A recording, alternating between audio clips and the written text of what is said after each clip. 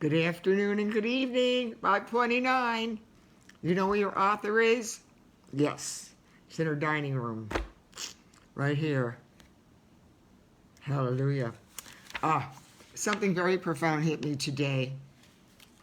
And I have to say that on Sunday, June 19th, my darling Jeffrey, my best friend, will have been diagnosed with full-blown AIDS-related pneumonia 30 years ago on this coming Sunday.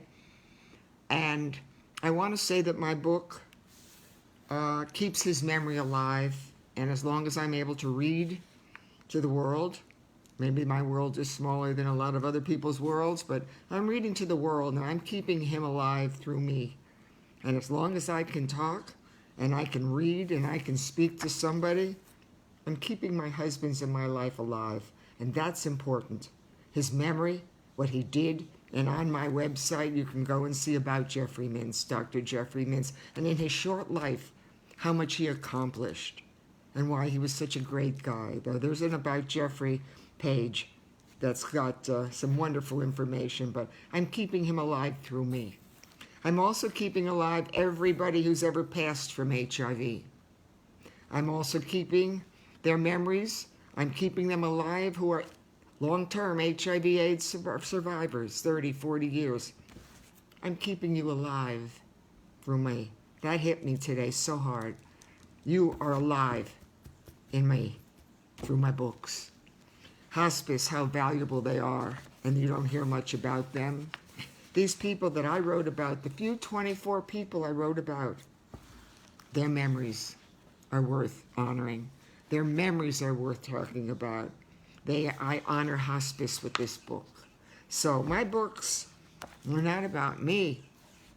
They're about honoring people who are gone and who are living and who will go through some of the most intensely difficult times in your life with courage, hope, faith, and love. This chapter, I know I tell you every chapter is the best. This one is seriously good, and I have got to complete it, so some of you may have to just listen when you get a chance. But this one is brilliant. It's just wonderful, and I can see this. And at the end, when you hear what happens, let me put my glasses on for this. These are my hospice heart glasses. I'm not going to change, folks. I got glasses for everything. Chapter 9, in the honoring of this man through his work, through this story. These stories honor you. When a life-threatening illness tested the power of his faith, he envied those who truly believed in God.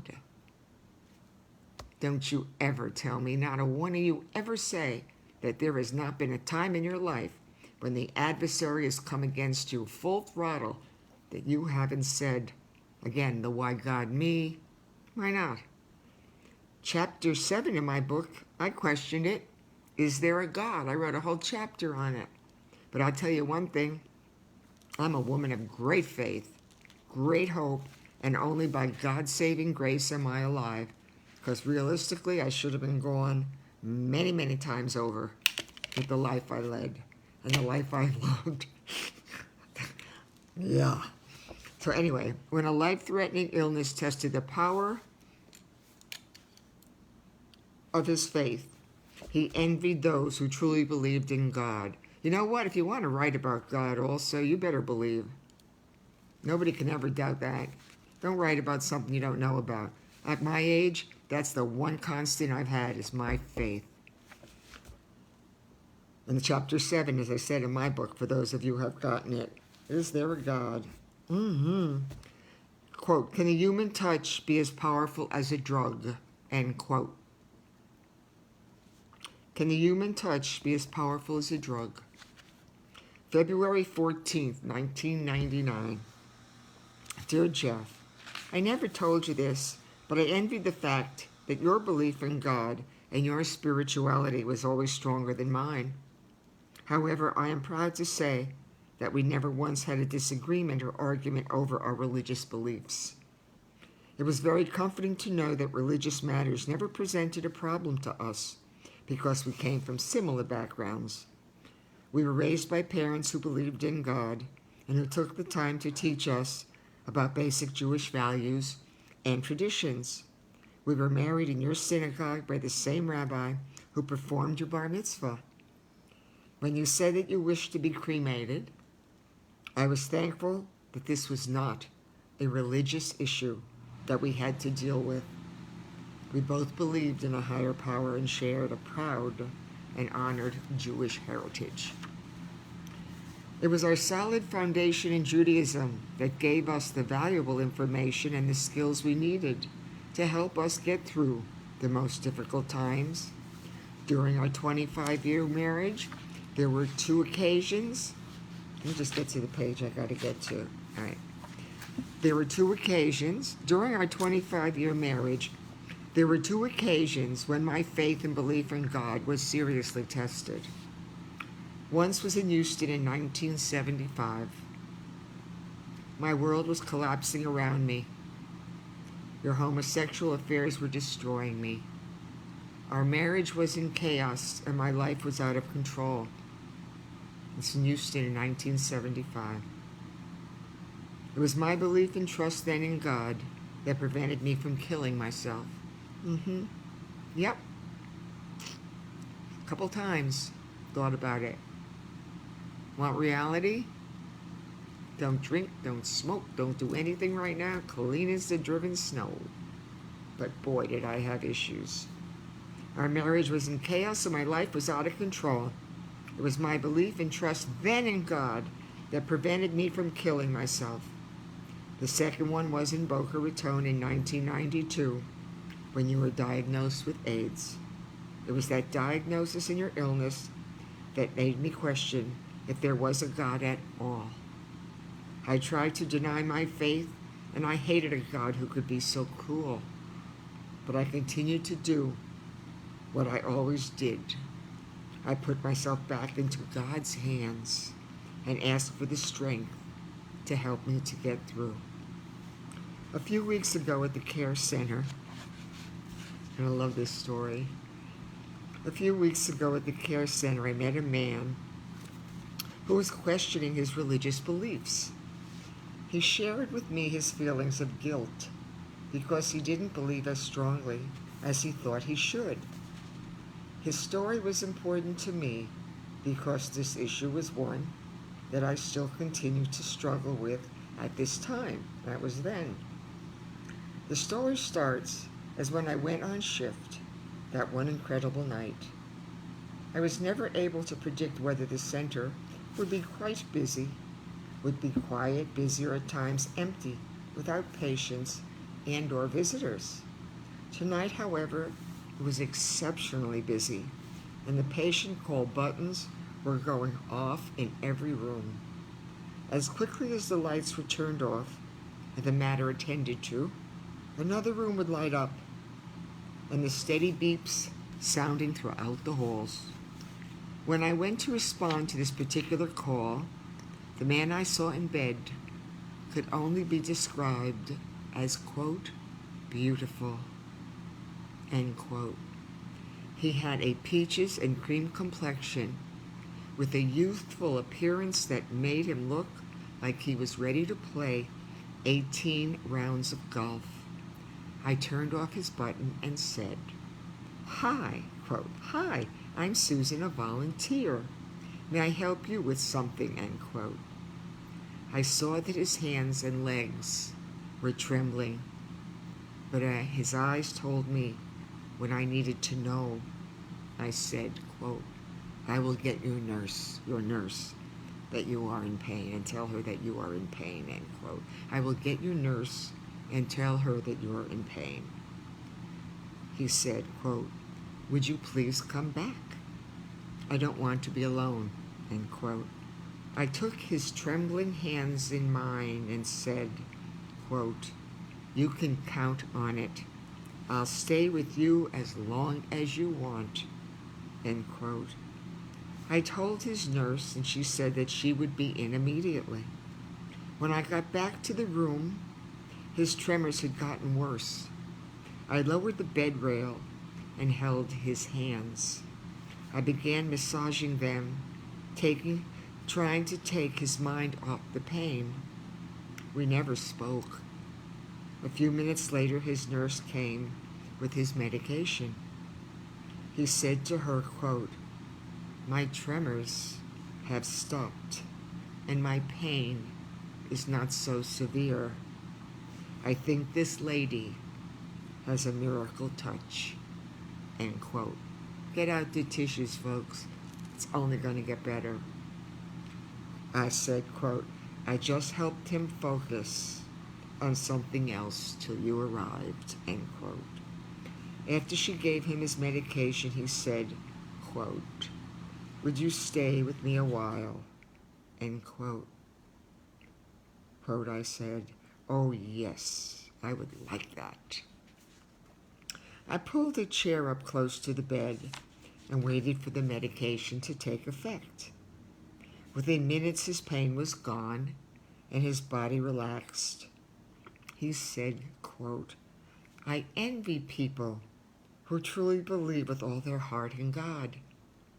I never really questioned or doubted that there was a God, but I don't feel the peace and comfort that so many people do," end quote. I said, quote, "You aren't the only one," end quote. His warm smile indicated that we had shared something very personal. He said, quote, "I like the Jewish star around your neck. I'm Jewish too," end quote. I said, quote, "Your name and your appearance gave it away. We are kindred spirits," end quote. He said, "I'm 66 years old and I have prostate cancer for 10 years. I'm here to get the pain under control. The doctors can't do anything else for me," end quote. I said, quote, "You look like the picture of health. I would never have known that you were ill." He said, quote, "I accept the fact that I am dying, but do not know what I am feeling guilty about." And start again. He said, quote, "I accept the fact that I am dying, but do you know what I am feeling guilty about? It troubles me that I don't believe in my faith as much as I think I should. I was raised in a Jewish home with Jewish values and traditions. I was always proud of my religious background, but something was missing. It wasn't enough for me to conduct my life as a Jew. It wasn't enough for me to conduct my life as a Jew. The rewards weren't enough. I started to honestly question my belief in God when my cancer was diagnosed. Why, God, should I have to suffer like this? Had become my mantra. It's my fear of the pain and the uncertainty of the disease's progression that causes me to doubt my uncertainty and my beliefs the most. I seem to believe more in God when I am pain-free and have some quality in my life. Have you heard this before? End quote. Listen to what he said. It is my fear of the pain and the uncertainty of the disease's progression that causes me to doubt my beliefs the most. I seem to believe more in God when I am pain-free and have some quality in my life. Does that not feel right for many of you? Doesn't it? It has to, because it is the reality of your emotions. I am dealing with the same issue. Oh, so he said, have you heard this before? I said, quote, yes, many times. I'm dealing with the same issues, but for different reasons. My life is in a transition, and I am questioning how strong my faith and beliefs are, end quote. He started to get sleepy and asked me if I would come again tomorrow. I said, quote, I look forward to it. He responded, quote, thank you for understanding, end quote. Oh. When I arrived the next day, he said, quote, I've had my medication. I am very comfortable, end quote. I gave him a hug and put down the side rail and pulled up a chair. I said, quote, I'm all yours. What should we talk about, end quote. He said, quote, do you think it's normal to question your faith and belief in God at different times in your life, end quote. I said, quote, of course. In fact, I got so depressed for a while when we lived in Houston that I actually joined a synagogue. I had to find something to believe in or someone to give me the strength and courage to get through. If I hadn't questioned my beliefs, I would have ended my marriage, perhaps taken my own life. Yep, that's when I joined the synagogue. Jeff and I joined the synagogue in Houston, Temple Emmanuel, and boy, did it help. But I actually joined a synagogue hoping. If not, I was ready to take my own life. In time, this decision proved to be one of the best things I had ever done. It helped me to understand why I was so committed to my marriage, and it contributed to a higher level of understanding and acceptance of the world around me, end quote. Then he asked me if I had a job. Quote, oh no, I said. I'm a professional volunteer and a writer. I love helping people and writing human interest stories. After my husband died, I had to do something with the information and experiences I'd been through. Volunteering and writing seemed to be the things that gave me the most happiness, end quote. He got very excited and reached into his night table. He took out a spiral notebook. Thank you, folks. Started off with my journals in a spiral notebook. This man got very excited and reached into his night table. He took out a spiral notebook and said, quote, this is wonderful. I'm writing a book of stories to my family and friends. I want them to know just how much their love, devotion, and friendship have meant to me all these years. This book will be something that they can share together afterwards. I wish I had done this sooner, end quote. He started reading from his journal. His short, simple sentences conveyed words of powerful emotions and passionate feelings to those he cared about. I told him I kept daily journals when you were ill, Jeffrey, and it was the writing that gave me the strength to go on. I said, quote, why don't you dictate your stories to me, and I can help you write your memoirs? Yes. By the end, we're good. By the end of the evening, we'd completed a wonderful story about his teenage years growing up in New York. He fell asleep as I read it back to him. I left a note on his journal stating that his secretary would be back tomorrow. When I got there the next day, a dozen people were visiting him. They were having a birthday party for his wife. His beautiful face lit up when he saw me. Quote, hi, secretary, end quote, he said. Quote, hi, memoir man, I responded, end quote. We giggled at each other, but what surprised me was when everyone yelled. I remember this. When everyone yelled, quote, hi, secretary, end quote. He had told everyone about what we were doing. His wife came over, hugged me, and said, quote, he hasn't been this excited about anything in a long time. Thank you, end quote. I said, quote, I think we're going for a Pulitzer, end quote. His wife mentioned that the hospice rabbi brought by a flyer about a Shabbat service, a Sabbath service, to be aired on a local radio station tonight at 7:30. If this story doesn't get everybody, I'm telling you, you have no feelings. And if I'm telling you to write, this man is going to pass away, and I'm helping him to write some stories at hospice. These stories have got to be made. Get out there, people, and start doing your homework on social media and get this out. I'm going to start this whole little thing again because we're in good shape. So anyway, so there's having a party for his wife, a birthday party for his wife. There's all these people around. So I walked in. When I got there, a dozen people were visiting him in a birthday party. He saw me and his face lit up and he says, "Hi, secretary." And I said, "Hi, memoir man." And then what got to me the most is everybody in unison said, "Hi, secretary." He had told everyone about what we were doing, and his wife came over, hugged me, and said he hadn't been this excited in a long time. When I said, "We are going for a Pulitzer," his wife mentioned that the hospice rabbi brought a flyer about a Shabbat service, a Sabbath service to be aired on a local radio station tonight at 7:30. She thought that it would be beneficial for him to listen to it. His family was about to leave, and since I hadn't been to a Friday night Sabbath service for a long time, I asked if I could stay and listen with him. I had a tape recorder and a blank cassette in my hospice bag and thought that it would be a good idea to tape the service. He looked surprised when he saw the recorder.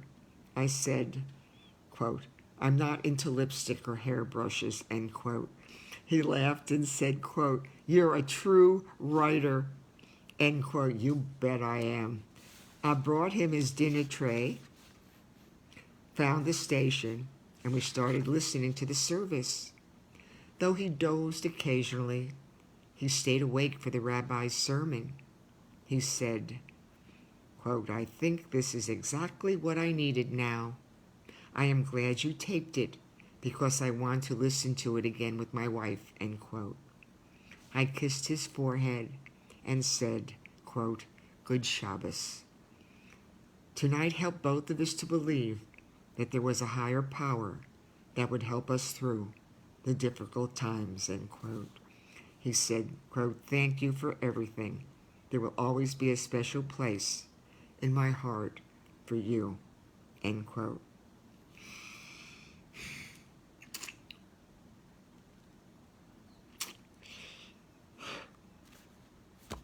This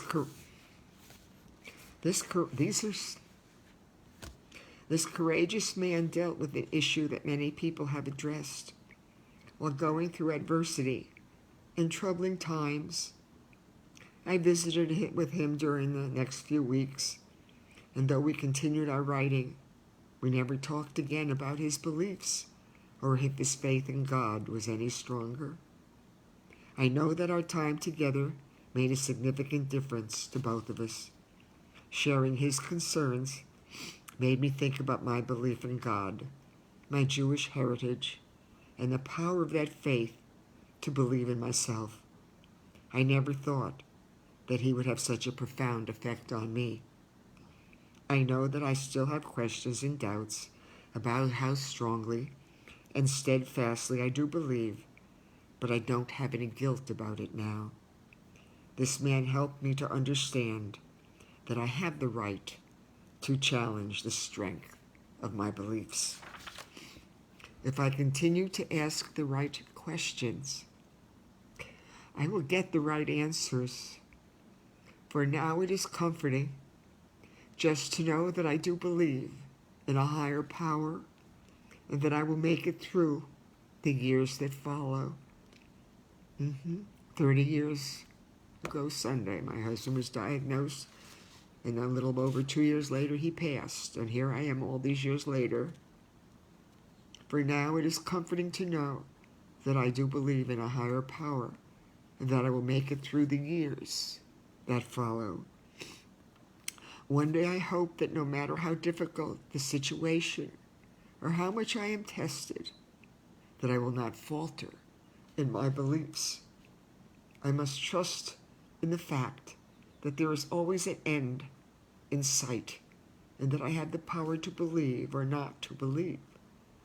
You once said, Jeffrey, that sometimes the rewards in life aren't what we expect, but they are what they are supposed to be. Jeffrey, you were my greatest reward, and I'll never stop believing in you, end quote. I'll say so long for a little while, and I love you and happy Valentine's Day.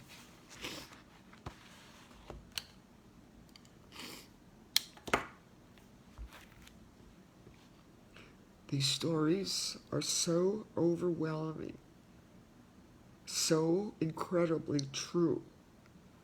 As true in the 1990s as they are today. Only I had the great fortune of sharing my life with so many wonderful people. And to this day, I still do.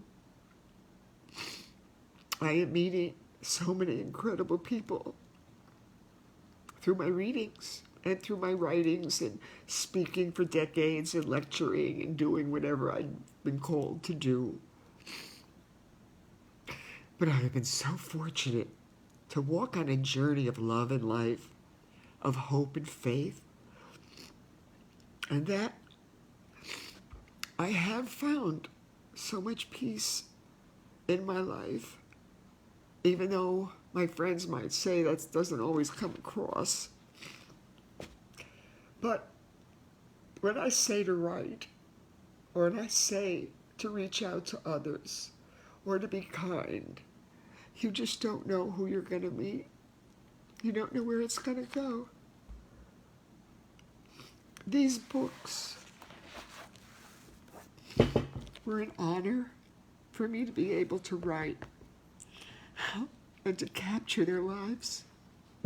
I hope you will go to my website, at least read some of the interviews and read about the books. And if you'd be so inclined, yes, you can go to Amazon.com or Barnes & Noble, and they're not going to have them on a sidebar and say, have we heard about this? Not yet, you haven't, but you will. But it's been an honor to know so many wonderful people. But it's been the greatest gift to be able to write their stories.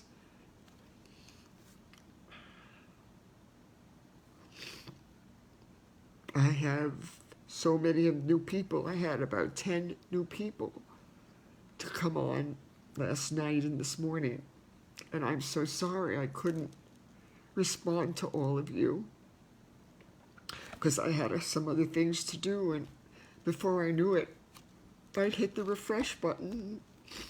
All of you looked the same. There were no dark prints. There was you all looked the same. And I tried to get through your names, and it just I got a little overwhelmed. And then I just said, thank you.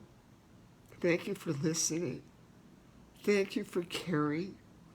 Thank you for reaching out to me, but also that I know you're reaching out to your family and friends, and you're helping them, and you're bringing them hope. Don't ever stop believing. There's so many great songs about that. I don't know who's saying don't stop believing, but don't. God is real. God is in you. This is God in your heart. Get it out of your brain. Hi, Lisa, my darling. Get it out of your head. Because what's in here most of the time and in here is going to come out of here, and you can't take it back. Keep God tucked away. Keep God tucked away, real tight in your heart. And then share him with whoever comes along. I shall say, shalom, hello. You'll go back, Lisa. It's there. It's a good one, honey. And to the other ones who are watching and come on at different times, different countries, it's been a phenomenal time. And we're only on chapter 9.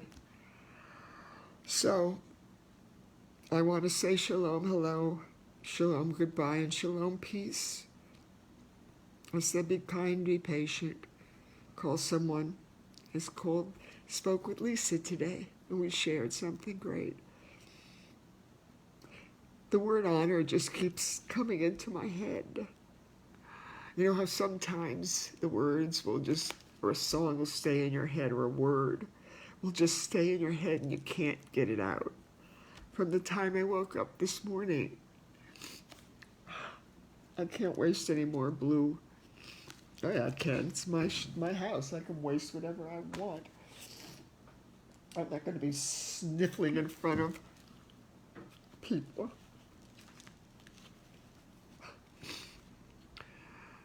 Honor. It is a big one in the commandments, is to honor your father and your mother. It didn't say to like them either. It didn't say to love. It said honor. Committed to love gives honor to HIV and AIDS, and to my darling Jeffrey. This book gives honor to anyone going through the hospice program and whose stories I was honored to write. I shall bid you all a teary and sniffling goodbye. But it's been a great read. I look forward to this one.